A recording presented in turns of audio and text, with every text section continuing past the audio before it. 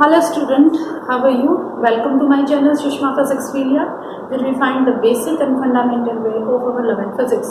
Here we have started chapter number 7 named as the system of particles and rotational motion. In that we have covered up to axis of rotation. यानी हमने axis of rotation के बारे में पढ़ लिया है.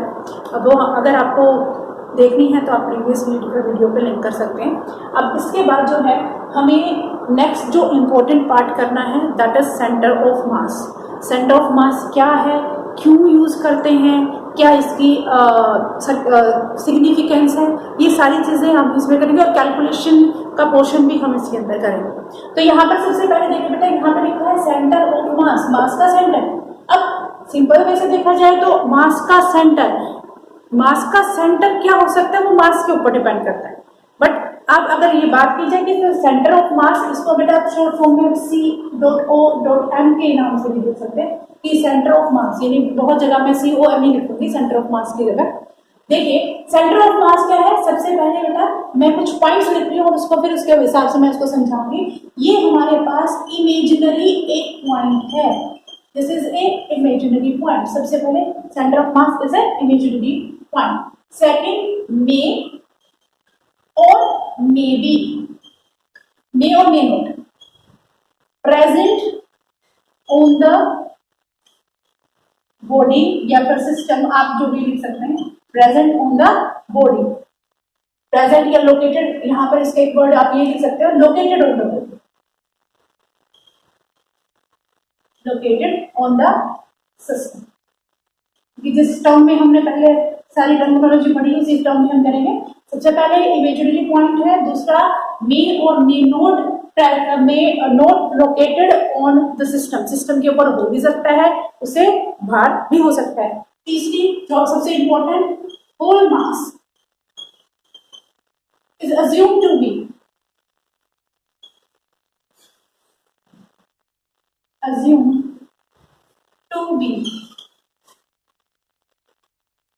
concentrated on that point. On that point का नहीं, हम उसकी जगह.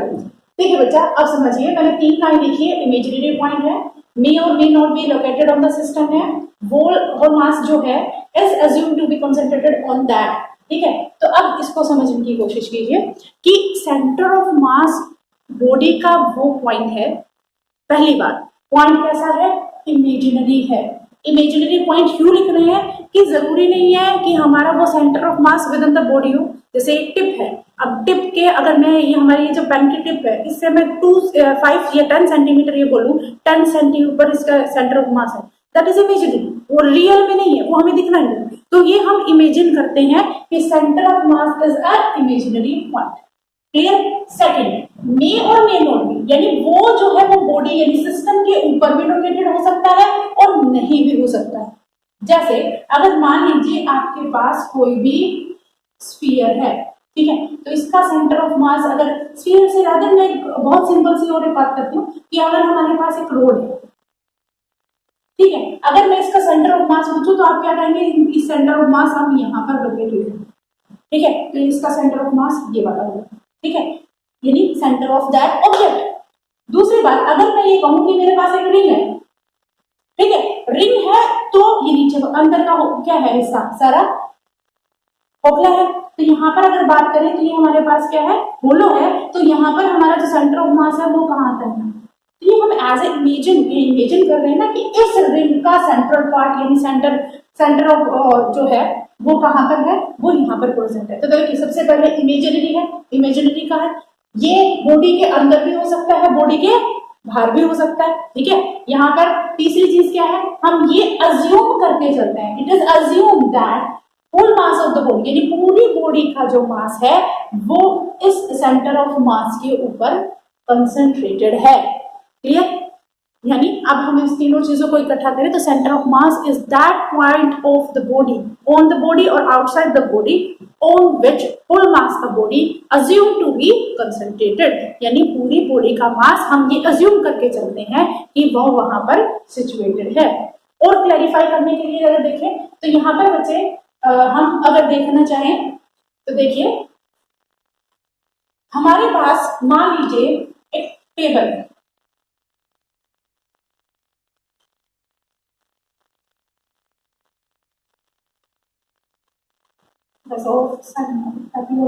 ये टेबल हो गया हमारे पास। इस टेबल के ऊपर हमने क्या कर रखा है, एक रेक्टेंगल टेबल है, रेक्टेंगुलर हमने स्ट्रक्चर, ये बोर्ड कार्डबोर्ड रखा हुआ, ठीक है। अब हमने क्या कहा, अगर हम देखें कि इसका सेंटर ऑफ मास, तो हम नॉर्मली क्या कहते हैं कि इसका सेंटर ऑफ मास क्या होगा, इसके सेंटर में, जहां इसके दोनों डायगोनल मीट कर रहे हैं वो सेंटर में।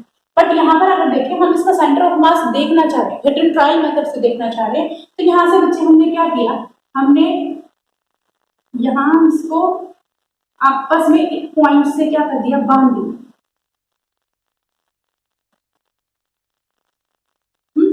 यानी हमने पकड़ के ना इसको ऐसे, यानी ऊपर की साइड फोर्स लगा दिया, ये फोर्स लगा दिया, और हमने ये देखा कि मैं जब इसको पकड़ के ऊपर खींच रही हूँ तो ये पूरी की बॉडी क्या है, वो ऊपर की साइड आ रही है। यानी हमने यहाँ पर इसका क्या है, इसको फोर्स प्रोवाइड किया, तो ये सारी की सारी यानी पूरी बॉडी आ गई, ठीक है।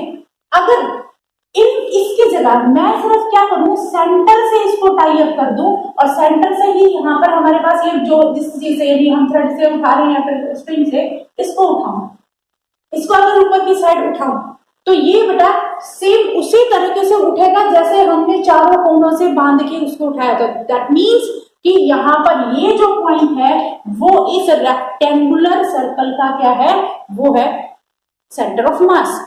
अगर आप बात करें हमारे पास सेंटर ऑफ मास जरूरी नहीं, मैंने कहा कि बॉडी में हो सकता है, बॉडी के बाहर भी हो सकता है। दूसरी चीज, अगर आपके पास कुछ इस तरह की स्ट्रक्चर है,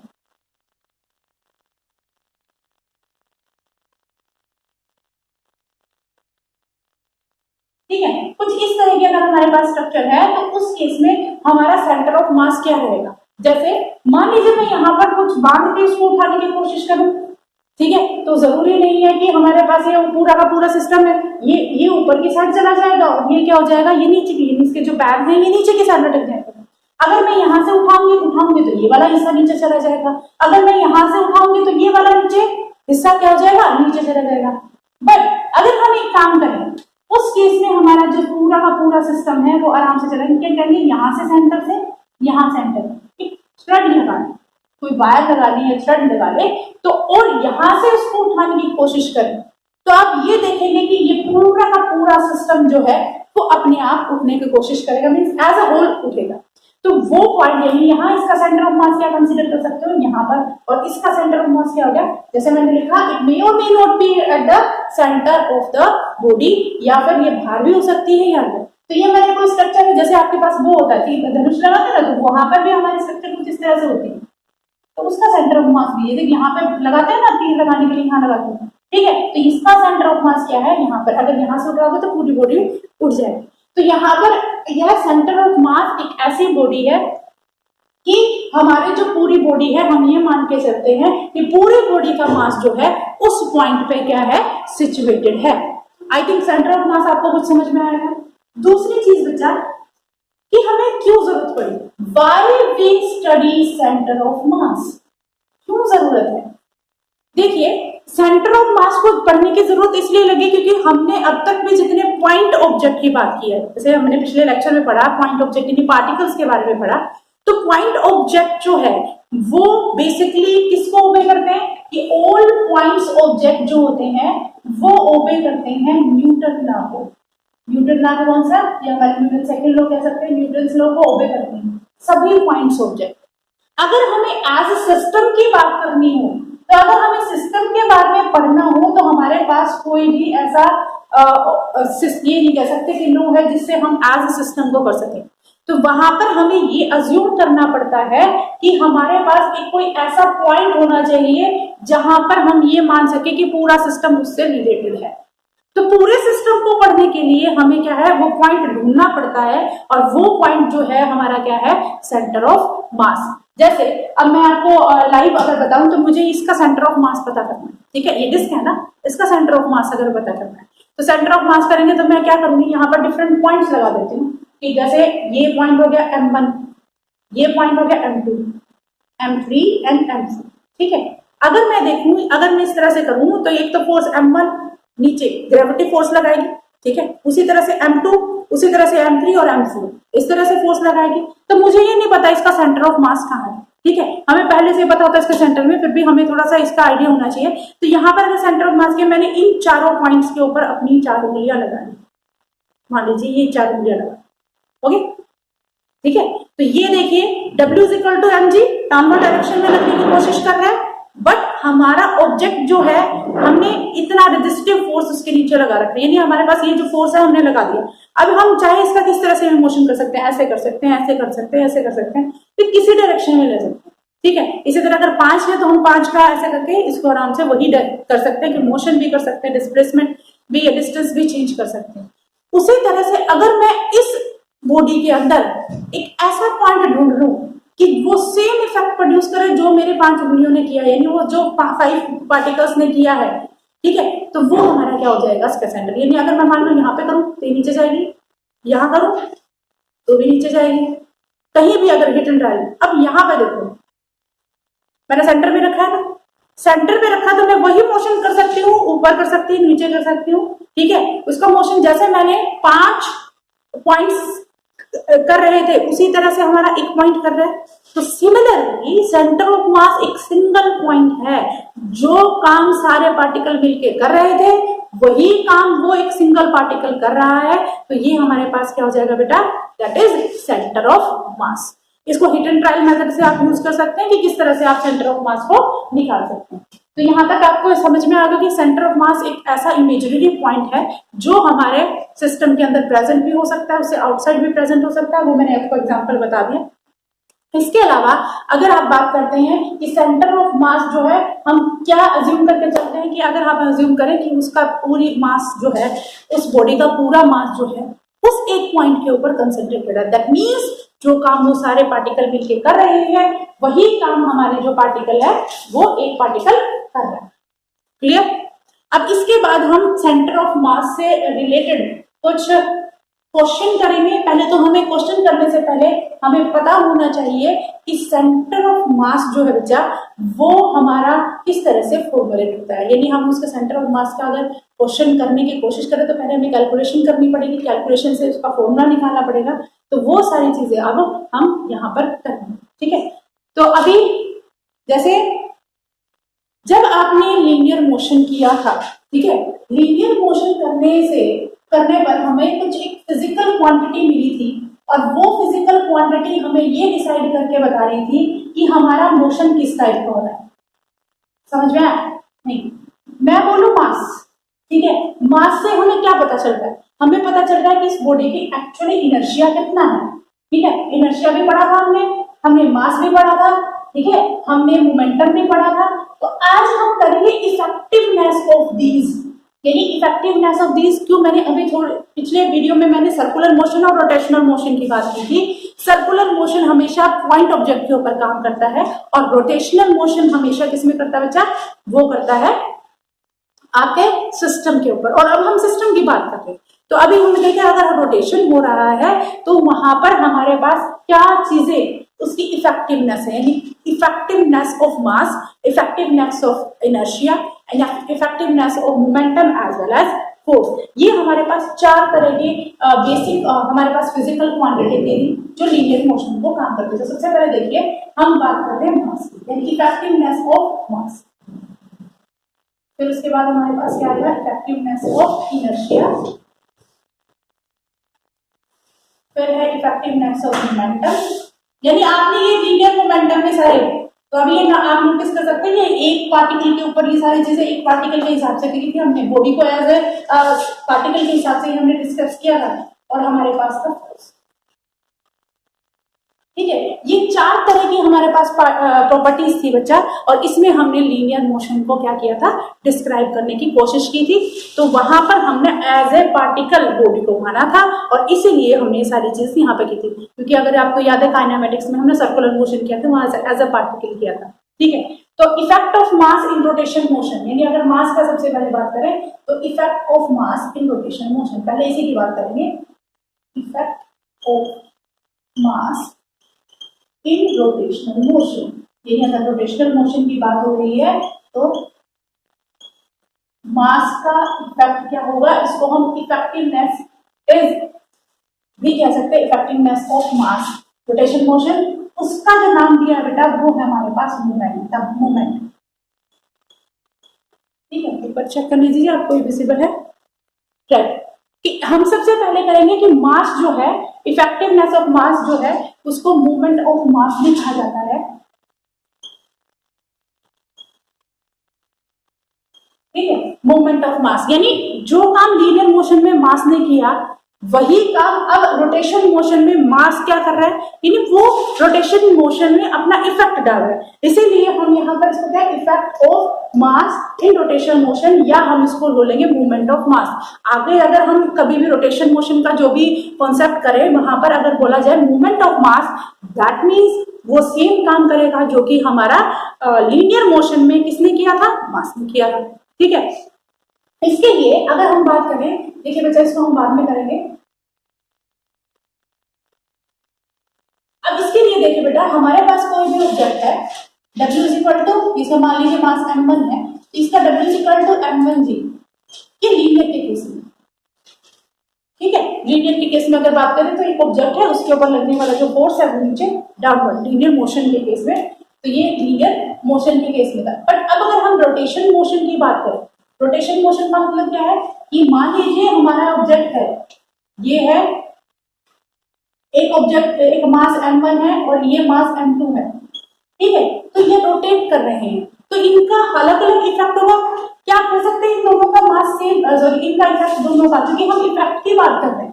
ठीक है, तो अगर हम यहाँ से नोटिस करें तो ये हमारे पास क्या है, जो पार्टिकल m1 है उसका इफेक्ट m2 पार्टिकल के बराबर होगा, होगा या नहीं होगा, नहीं होगा, क्योंकि दोनों की जो डिस्टेंस है फ्रॉम द सेंटर वो क्या है, अलग है। वही कॉन्सेप्ट है बच्चा मूवमेंट ऑफ मास। ठीक है, मूवमेंट ऑफ मास, वो रोटेशन जब ऑब्जेक्ट मोशन करता है ना, तब उस मास का क्या इफेक्ट होता है इस रोटेशन मोशन के ऊपर, तो वही उसको कहते हैं मूवमेंट ऑफ मास। नहीं तो हम लीनियर मोशन की तरह सिंपल मास ही लिख देते हैं। ठीक है, चलिए एक और एग्जांपल दे देते हैं। जैसे आपने देखा होगा जब भी आप वेजिटेबल वगैरह कुछ खरीदने जाते हैं तो एक आपके पास बैलेंस होता है, बैलेंस एक स्ट्रक्चर, जैसे लाइक आप ये कह सकते हो कि बीच में बी बैलेंस आप कह सकते हो, इस तरह का एक स्ट्रक्चर होता है।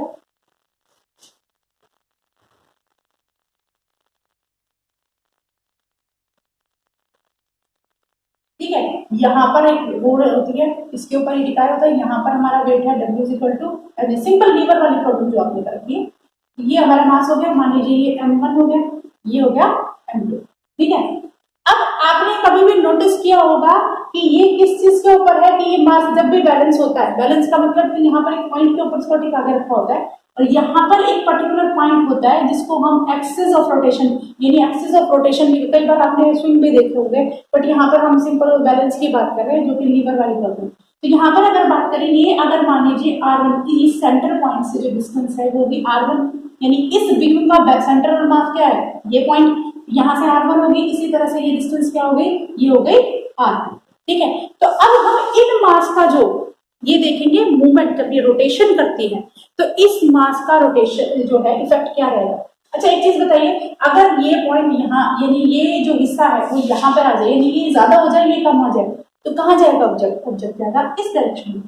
ठीक है, यानी हमारा सिस्टम इस तरह से हो जाएगा। ठीक है, अगर मान लीजिए इस साइड हो जाए, यानी यहाँ की ये जो लेंथ है ज्यादा हो जाए, आर की वैल्यू ज्यादा हो जाए, तो हमारा सिस्टम जाएगा इस, क्योंकि ये बैलेंस है तो इसका मतलब इसका सेंटर ऑफ मास जो है वो कहीं ना कहीं इसी पोजीशन के ऊपर क्या है, फिक्स है। ठीक है, तो अब इसके बाद देखिए कि अब यहाँ से हम मूवमेंट यानी इसका इफेक्ट किस तरह से पता कर सकते हैं।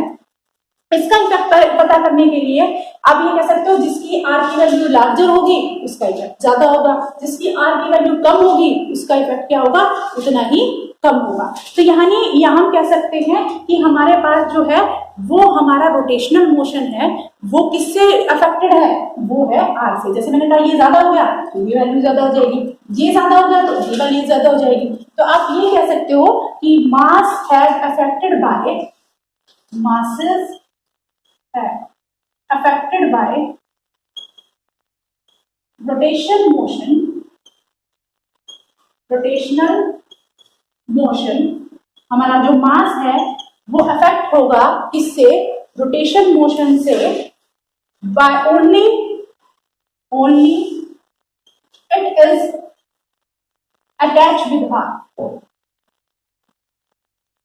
अगर वो आर से, अब आर क्या है, वो एक्सिस से डिस्टेंस है, इसको डिस्टेंस फ्रॉम एक्सिस कह सकते हो। R1 और R2 क्या है कि हमारा ये एक्सिस है जहां से ये रोटेट करने की कोशिश करेगा, इसी पॉइंट से तो रोटेट करेगा, तो ये हमारी है डिस्टेंस ऑफ एक्सिस। तो मैंने क्या लिखा अभी कि हमारा मास जो है वो रोटेशन मोशन से कब अफेक्ट होगा, जब वो अटैच होगा, ओनली, यहाँ पे टर्म लिखा है ओनली, जो कि हमारा किसी अटैच होगा किससे, आर मैंने अभी बताया that is distance from the axis, distance from the axis. Clear, R axis की वैल्यू है कि आर की वैल्यू जितनी ज्यादा होगी मास उसी साइड टर्न कर जाएगा। ठीक है, तो यहां पर आपने इफेक्ट ऑफ मास को, अगर हम इसकी बात करें मास, तो यहां पर हमारे पास इफेक्ट ऑफ मास जो है इस तरह से आ गया कि मास के साथ हमारे पास एक फैक्टर और आ गया दैट इज आर। अगर मैं बात करूं मूवमेंट की, देखिए बच्चे यहाँ पर m2, इसका मास किसका, m2 r2, जैसे लीनियर मोशन में mg के बराबर किया था ना, तो ये क्या m2 r2, यहां से अगर बात करें तो ये क्या आ गया m1 r। क्लियर, तो इसका मोमेंटम mr1 हो गया, इसका मोमेंटम क्या हो गया m2 r2। तो यहाँ पर हम इफेक्टिवनेस ऑफ मास को क्या बोल सकते हैं बेटा, इसको बोल सकते हैं दैट इज मूवमेंट ऑफ मास।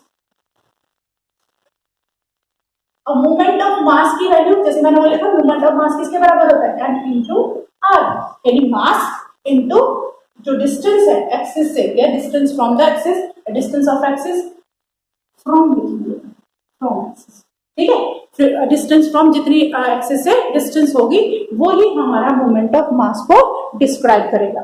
अब इसके बाद अगर हम बात करें तो हमारे पास जो है M R, movement of mass हमारे पास आ गया। एक चीज और यहाँ पे नोटिस करना, बट हमारे पास ये डायरेक्शन कितनी है, ये देखिएगा, ये एंगल हमेशा क्या बना रही है, ये एंगल हमेशा 90 डिग्री बना रही है। तो हमेशा एम और आर के बीच में, एम और आर, यहां से देख लीजिए एम और आर के बीच में जो है द एंगल बिटवीन, जो एंगल होगा the angle between mass and distance from axis is always perpendicular, या एंगल कह सकते हो तो 90 डिग्री, परपेंडिकुलर कर दिया तो 90 डिग्री। ये हमेशा ये है इन दोनों के बीच में perpendicular, mass into perpendicular distance क्या कहलाएगा बच्चा, दैट इज मूवमेंट ऑफ मास। यानी अभी रोटेशन मोशन में जब भी आपसे बात की जाए मूवमेंट ऑफ मास, तब आपके दिमाग में क्लियर होना चाहिए कि ये मास की बात कर रहे हैं और वो किसके साथ अटैच है, मास हमेशा अटैच होगा axis of distance from the axis of rotation. Clear, इसके बाद जैसे मैंने कहा कि हमारी 4 फंडामेंटल क्वांटिटीज होती है। अच्छा, एक चीज और देखिए बेटा, सेंटर ऑफ मास ही है जहां पर टिका हुआ है, सेंटर ऑफ मास है। कई बार देखा सेंटर ऑफ मास का एक एग्जांपल है, कई बार कुछ बच्चे क्या करते हैं, जो नोटबुक होती है उसको अपनी उंगली के ऊपर क्या करते हैं, वो रोटेट करने की कोशिश करते हैं, कुछ बहुत अच्छे से कर लेते हैं। एक्चुअली क्या, वो उस पॉइंट के ऊपर हाथ रखते हैं जहां पर उंगली रखते हैं, जहां पर वहां पर उसका सेंटर ऑफ मास होता है। एकदम सेंटर में रखोगे तब जाके वो रोटेट होगी, अदरवाइज अगर आपने सेंटर ऑफ मास से इधर उधर कर दिया तो वहां पर हमारे पास क्या है, वो ऑब्जेक्ट जो है वो रोटेट नहीं होगा। ठीक है, तो सेंटर ऑफ मास हमारे हर एस्पेक्ट में बहुत जरूरी है जहां रोटेशन हो रहा है, और कई बार सेंटर ऑफ मास हमारा कुछ डेली एक्सरसाइज के अंदर भी बहुत यूजफुल होता है। ठीक है, अब इसके बाद हमारे पास आता है कि मैंने कहा कि हमारे पास एक तो मूवमेंट ऑफ मास, फिर इफेक्ट ऑफ मास, फिर उसके बाद क्या लिखा था हमारे पास मूवमेंट ऑफ इनर्शिया, यानी effect of inertia in case of rotational motion. ठीक है, एक बार आप इसको ध्यान से देखिए, फिर हम करेंगे नेक्स्ट।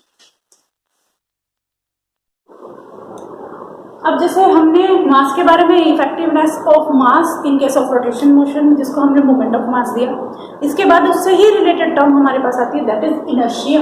पढ़ा था इनर्शिया, इनर्शिया हमने क्या बोला था कि ये डायरेक्टली लीनियर मोशन में अगर बात करें तो वो कैसे मास ऑफ द बॉडी जो है उससे डायरेक्टली कॉन्टेक्ट है। लीनियर मोशन के केस में हमने क्या कहा था बच्चा कि इनर्शिया, जिसका मास ज्यादा उसका इनर्शिया भी ज्यादा। तो आप ये कह सकते हो कि लीनियर मोशन में आप मास को डिटेक्ट करते हो, अगर रोटेशन मोशन आ जाए तब उस केस में आप मोमेंट ऑफ इनर्शिया भी कह सकते हो।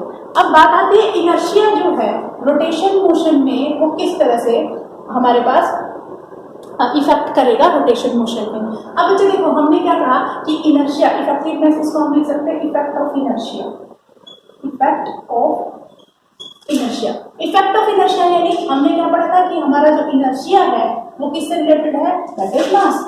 और अभी अभी हमने पढ़ा कि हमारा जो मास है जिसको हम मूवमेंट कहते हैं, मूवमेंट ऑफ मास कह सकते हैं, मूवमेंट ऑफ इनर्शिया कह सकते हैं, तो वो मूवमेंट ऑफ मास हमारा, अब वो मूवमेंट ऑफ मास किसके ऊपर डिपेंड करता है, वो डिपेंड करता है that is attach to the that is distance from the axis. तो यहाँ पर अगर हम बात करें तो ये हमारे पास जो है मूवमेंट ऑफ मास हो जाएगा, मूवमेंट मास की जगह क्या आ जाएगा, अगर सिंपल इनर्शिया लीनियर मोशन में तो मास से रिप्रेजेंट करेंगे, अगर रोटेशनल मोशन है तो हम इसको क्या करते हैं कि हमारे पास हो जाएगा मूवमेंट ऑफ मास, और किसके साथ होगा हमारे पास, दैट इज डिस्टेंस आर। ठीक है, यानी डिस्टेंस फ्रॉम द एक्सिस, जिसको मैं डिस्टेंस फ्रॉम द एक्सिस लिख देती हूँ, distance from the axis. Axis of कौन सा, रोटेशन, एक्सिस का मतलब ये है एक्सिस ऑफ रोटेशन। तो बच्चे यहाँ पे देखिए एम आर आया था हमारे पास मूवमेंट, यानी मास को हम मूवमेंट ऑफ मास लिख सकते हैं एम आर, और दूसरा हमारे पास क्या हो जाता है, ये हमारे पास आ गया एम आर स्क्वायर। यानी हमारे पास सिंपल लीनियर मोशन में हम जिसको इनर्शिया कहते थे उसका इफेक्ट रोटेशनल मोशन में क्या बन गया, that is movement of inertia, यानी मूवमेंट ऑफ इनर्शिया किसके बराबर हो गया, M R square, where M is the mass and R is the perpendicular distance from the axis of rotation. तो ठीक है, ये हमारे पास सेकंड क्वांटिटी होगी। तीसरा हमने क्या लिखा था बेटा, मोमेंटम। लीनियर के केस में हमने मोमेंटम किया था बच्चा, उसको P से डिनोट किया था, और वो मोमेंटम हमारे पास क्या आ गया था, दैट इज mv। ठीक है, तो अगर हम सबसे पहले करें कि मोमेंटम हमारे लीनियर मोशन में बेसिक आप कह सकते हैं क्वांटिटी ऑफ मोशन के बारे में बताता था। अब रोटेशन यानी इफेक्ट ऑफ मोमेंटम, उसको क्या बोलेंगे, इफेक्ट ऑफ मोमेंटम को यहां रोटेशन केस में बोलेंगे angular momentum, angular momentum. Angular momentum का कैसे निकालेंगे, इसको हम कैपिटल एल से डिनोट करते हैं बच्चा। जैसे हमने कहा मास को वही है परपेंडिकुलर डिस्टेंस से करेंगे तो हमारे पास क्या हो जाएगा, वो हमारे पास मोमेंट ऑफ इनर्शिया हो जाएगा। सिमिलरली हमारे जो मोमेंटम है उसको परपेंडिकुलर डिस्टेंस से अगर हम मल्टीप्लाई कर देंगे, यानी उसको डिस्टेंस फ्रॉम द एक्सिस से कर देंगे, तो वो हमारे पास क्या है, एंगुलर मोमेंटम को प्रोवाइड करेगा। तो यानी कि हमारे पास हो गया angular momentum, that is effect of the moment in linear जो है रोटेशन मोशन में क्या हो जाएगा, एंगुलर मोमेंटम। लास्ट जो था बेटा वो हमारे पास था फोर्स, यानी फोर्स में बहुत इंपॉर्टेंट क्वांटिटी थी लीनियर के केस में। तो इफेक्ट जो होगा उसका, effect of force in R M, rotation motion को आर एम लिख दो बेटा, या फिर आर रोटेशन मोशन लिख देती हूँ, तो उसका इफेक्ट क्या होगा बेटा, उसको बोलेंगे टॉर्क। टॉर्क को लिखना हो तो tau is equal to force को क्या करेंगे, परपेंडिकुलर एक्सिस से क्या कर देंगे, मल्टीप्लाई कर देंगे, तो ये हमारे पास क्या हो जाएगा, तो फोर्स इनटू परपेंडिकुलर डिस्टेंस। तो these are the some basic concepts of linear motion which have another aspect in the rotation motion, यानी effectiveness of mass किया है, effectiveness of inertia किया है, effectiveness of force and momentum। ये सारी चीजें इसलिए की है बेटा क्योंकि आगे हम जब सेंटर ऑफ मास की कैलकुलेशन करेंगे तो somehow हम मोमेंटम की बात करेंगे, मूवमेंट ऑफ मास की बात करेंगे। अब मैं सिंपल मास की बात नहीं करूंगी, यहाँ बात जब भी मैं मास बोलूँ तो दैट मीन्स वो मोमेंट ऑफ मास है, that means mr, that is product of m into r। ठीक है, तो अब हम नेक्स्ट जो हम करेंगे that is but centre of मास की कैलकुलेशन करेंगे। ठीक है, एक चीज और है बेटा यहाँ पर ही बता देते हैं ताकि आगे तुम्हें भी दिक्कत है, जो हमारे the sum of all movement of mass, movement of mass is 0 at COM, यानी सेंटर ऑफ मास के ऊपर जितना भी मूवमेंट का आप सम करेंगे वो सारा सम क्या होगा, 0, क्योंकि हमने तो ये माना है ना सेंटर ऑफ मास तो एक ऐसा पॉइंट है जहां पर पूरी बॉडी का मास क्या होता है, कंसंट्रेटेड होता है। तो आप ये कह सकते हो sum of all the masses is 0 at centre of mass. Clear बच्चे, अब इसके बाद हम नेक्स्ट जो करेंगे कैलकुलेशन करेंगे। किस तरह से हम कैलकुलेट कर सकते हैं हमारा सेंटर ऑफ मास, ठीक है। और साथ ही साथ कुछ एक पॉइंट और डिस्कस कर लेते हैं। जैसे हमने कहा था कि हमने वो बैलेंस के ऊपर वो वेट रखा था, ये M1 और ये M2 था, तो बेटे यहाँ पर हमारे पास M1 R1 था, यहाँ पर M2 R2। अगर ओरिजिन हमारा सेंटर ऑफ मास है तो उस केस में ये दोनों क्या करेंगे, वो एक देखिए, एक लेफ्ट साइड में एक राइट साइड में। यहाँ पर अगर हम बात करें तो ये हो जाएगा M1 R1 minus M2 R2। मैं दोनों का इफेक्ट देखना चाह रही हूँ। देखिए अगर मैं प्लस करूंगी तो ये क्या माइनस है ना, अपोजिट लेफ्ट साइड में है, या लेफ्ट वाले को माइनस कर दो, वो आपकी कन्वीनियंस के साथ। तो यहाँ आप ये कह सकते हो M1 R1 is equal to M2 R2, यानी आपके जो डिस्टेंस इस साइड है इसका मोमेंट ऑफ मास है, वो मोमेंट ऑफ मास दूसरी साइड भी उतना ही, ठीक है। तो यहाँ से आप किसी पर्टिकुलर डिस्टेंस को निकाल सकते हैं, ठीक है। तो अभी इसके बाद हम करेंगे कैलकुलेशन ऑफ सेंटर ऑफ मास।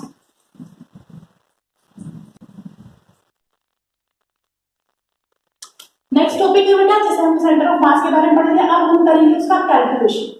सिर्फ फॉर्मुलेशन तक करेंगे हम, calculation of COM that is centre of मास। जैसे हमने अभी डिस्कस किया है और प्रीवियस लेक्चर में डिस्कस किया है कि हम यहाँ पर सिस्टम की बात करेंगे। तो मान लीजिए हमारे पास नंबर ऑफ पार्टिकल प्रेजेंट है, यहाँ पर मास M1 हो गया, M2, M3, इसी तरह से M4 मान लीजिए, Mn मान लीजिए। तो ये सेंटर ऑफ मास है। अगर देखें यहाँ पर ओरिजिन मान लेते हैं, तो ओरिजिन से इनकी डिस्टेंस क्या है, हर एक की डिस्टेंस अलग अलग है,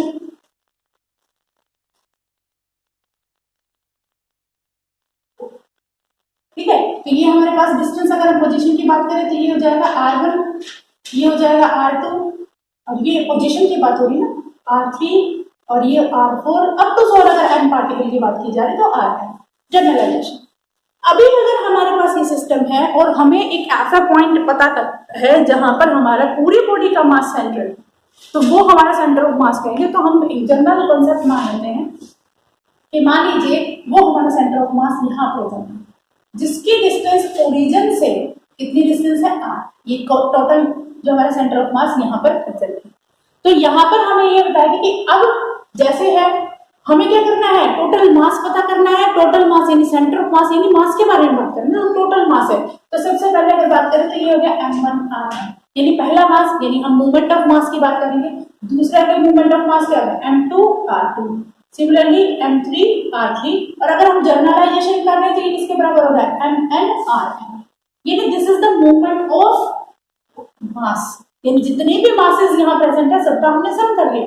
ये किसके बराबर होगा, ये सारा इस बॉडी का टोटल मास, इस बॉडी का टोटल मास क्या है, कैपिटल M के बराबर हो गया, ठीक है। और ये R यानी कौन से होती है, जो हमारे सेंटर ऑफ मास से डिस्टेंस होती है। तो सेंटर ऑफ मास के बाद डिस्टेंस हमारे पास ये R होगी। तो दिस इज द हमारे पास this is the formula for the centre of mass. अगर इसको और जनरलाइजेशन करते हैं तो हमारे पास क्या है, R की वैल्यू हमें निकालनी है। R की वैल्यू हमारे पास क्या आ जाएगी, that is M1 R1 plus M2 R2 up to Mn Rn divided by M1 M2, यानी इसको हम लिखें summation of M, that is the total mass। लिख सकते हैं ना, ठीक है। अगर यहाँ I की वैल्यू 1 2 क्या हो जाएगी M। तो बेटा ये हमारे पास जनरल फॉर्मूला हो गया for the position of centre of मास। यानी अगर आप किसी के ऑब्जेक्ट की सेंटर ऑफ मास को पता करना चाह रहे हो तो आप जनरली आप इसका एक फॉर्मूला लिख देना, तो आपको इसकी वैल्यू पता चलेगी। जैसे दो मास है आपके पास, तो आपके पास फॉर्मूला क्या बनेगा, R की value that is M1 R1 plus M2 R2 divided by M1 plus M2। अगर तीन मास है तो वहां पर M3 R3 भी पुट कर दीजिए, ठीक है। इसी तरह से आप कोई भी सिस्टम की वैल्यू निकाल सकते हैं। अब जैसे हमारे पास ये एक सिस्टम है, यहाँ पर मास है 3 kg और यहाँ पर है 5 kg जनरली। इसका सेंटर ऑफ मास हमें अगर ये पता है, उसकी डिस्टेंस हमें पता करनी है, वो डिस्टेंस हमारी कहाँ पर प्रेजेंट होगी, हम इस फॉर्मुलेशन से पता कर सकते हैं, ठीक है। तो अगर यहाँ पर्टिकुलर हम देखिए R1, पहले तो हमें ये चीज देखनी होगी बेटा कि यहाँ से ये टोटल डिस्टेंस इनकी जो दे रखी है वो डिस्टेंस मान लीजिए 10 सेंटीमीटर, ठीक है। दो मास है। अब सेंटर ऑफ मास हमें कोई आर्बिट्रेरी पॉइंट मानना पड़ेगा, उससे पहले हमें एक ओरिजिन मानना पड़ेगा। देखो मैंने इसको ओरिजिन मानना है ना, इसको ओरिजिन मानना है, तो मेरा सेंटर ऑफ मास यहाँ आ रहा है। अगर मान लीजिए मैं इसको ओरिजिन मानू, इसको ओरिजिन मानने का मतलब क्या, R1 तो हो गया 0, ओरिजिन के ऊपर प्रेजेंट होने का मतलब ये तो वैल्यू तो 0 होगी। बट बाकी चीजें क्या है, पोजीशन चेंज हो सकती है, पोजीशन चेंज कह रहे हैं, पोजीशन वेक्टर चेंज हो सकता है बच्चा। ओरिजिन को चेंज करने से पोजीशन वेक्टर चेंज हो सकते हैं, बट पोजीशन चेंज नहीं होगी, ठीक है। वो तो वैसे भी सम है सबका, यानी कोई फर्क नहीं पड़ेगा, जो वैल्यू पहले थी वो बाद में आ जाएगी। तो यहाँ पर अगर इसका सेंटर ऑफ मास, अगर हम मान लीजिए ये x डिस्टेंस है, तो सेंटर ऑफ मास मैं इस पे ओरिजिन रखूंगी, ठीक है, दोनों के बीच पे टाइम है। अगर मैं यहाँ पे ओरिजिन रखूंगी तो इसका मतलब यहाँ पर सेंटर ऑफ मास निकालने, तो m1 फ्री, R1 की वैल्यू क्या होगी 0, क्योंकि मैंने इसको ओरिजिन पे, जैसे मैंने कहा ना, इसको ओरिजिन पे रख दिया, तो ये हमारे पास हो गया 0 प्लस m2 है 5। डिस्टेंस कितनी है, डिस्टेंस हमारे पास कितनी होनी चाहिए, ये डिस्टेंस ओरिजिन से मान लीजिए हमारे पास टोटल 10 है, ये x होगी, तो 10 माइनस एक्स हो जाएगी, ठीक है। तो यहाँ से हम इसको क्या लिख सकते हैं, 10 माइनस एक्स और डिवाइडेड बाय टोटल मास, यानी m1 plus m2 that is 8, ठीक है। तो यहाँ से अगर हम बात करें, ये डिस्टेंस हमारे पास सेंटर ऑफ, ये जो r की वैल्यू थी, ये हमारे पास 10 सेंटीमीटर है, अगर मैं इसको 10 लिखूं, ये हमारे पास आ गया 50/8, यहाँ से हमारे पास वैल्यू आ जाएगी दैट इज 6 पॉइंट समथिंग, 6.1 करके, ठीक है। तो इसके बाद अगर सेंटर ऑफ मास यहाँ पर ओरिजिन रखा है तो मैंने इसको 0 पुट कर दिया, अगर मैं यहाँ ओरिजिन करूंगी तो मैं किसको 0 करूंगी, मैं R2 को 0 करूंगी। तो इस तरह से हम सेंटर ऑफ मास को निकाल सकते हैं, बट यहाँ पर आज फॉर्मुलेशन तक करना है, तो आज आप ये सिर्फ देखिए, इसके बाद मैं आपको न्यूमेरिकल करवाऊंगी किसके ऊपर, सेंटर ऑफ मास के। कई बुक्स में बच्चे आपको सेंटर ऑफ मास को डिस्क्राइब करने के लिए एक अलग तरीका दे रखा है, होपफुली मैंने जर्नल बेस आपको करवा दिया, अगर आपको वो समझ में आता है तो आप उससे भी कर सकते हो, वो तरीका ये नहीं उसी एन पार्टिकल सिस्टम से कर दिया, ठीक है। तो आज के लिए फॉर्मुलेशन तक ही है कि हमें जो सेंटर ऑफ मास है वो कितना निकालना है, ठीक है। हमेशा ओरिजिन के ऊपर डिपेंड करता है कि ओरिजिन कहाँ है थे। तो जितना भी आपको सेंटर ऑफ मास तक है उसकी कैलकुलेशन फॉर्मुलेशन तक है, वो आप रीड आउट कीजिएगा। तो आज के लिए इतना काम किया, थैंक यू।